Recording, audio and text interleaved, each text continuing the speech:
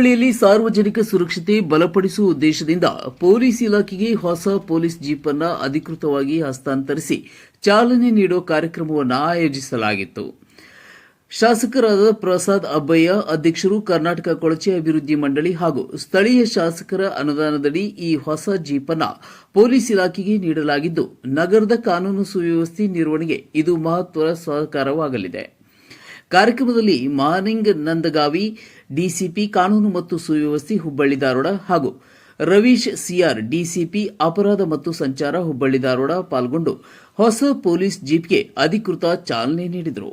ಈ ಸಂದರ್ಭದಲ್ಲಿ ಮಾತನಾಡಿದ ಪ್ರಸಾದ್ ಅಬ್ಬಯ್ಯ, ಶಾಸಕರು ನಗರದಲ್ಲಿ ಹೆಚ್ಚುತ್ತಿರುವ ವಾಹನ ಸಂಚಾರ, ಜನಸಾಂದ್ರತೆ ಹಾಗೂ ಭದ್ರತಾ ನಿರ್ವಹಣೆಗೆ ಪೊಲೀಸ್ ಇಲಾಖೆಗೆ ಅಗತ್ಯವಾದ ಸಂಪನ್ಮೂಲಗಳನ್ನು ಒದಗಿಸುವುದು ನಮ್ಮ ಕರ್ತವ್ಯ.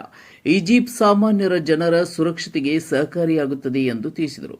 ಕಾರ್ಯಕ್ರಮದ ಅಂತ್ಯದಲ್ಲಿ ಸಿಹಿ ತಿನಿಸುವ ಮೂಲಕ ಸಂಭ್ರಮಾಚರಣೆ ನಡೆಸಿ ಸಮಾರಂಭವನ್ನು ಯಶಸ್ವಿಗೊಳಿಸಲಾಯಿತು. ಪೊಲೀಸ್ ಸಿಬ್ಬಂದಿ ಹಾಗೂ ಸಾರ್ವಜನಿಕರ ಉತ್ತಮ ಪ್ರತಿಕ್ರಿಯೆ ಕಾರ್ಯಕ್ರಮಕ್ಕೆ ಮೆರುಗು ನೀಡಿತು.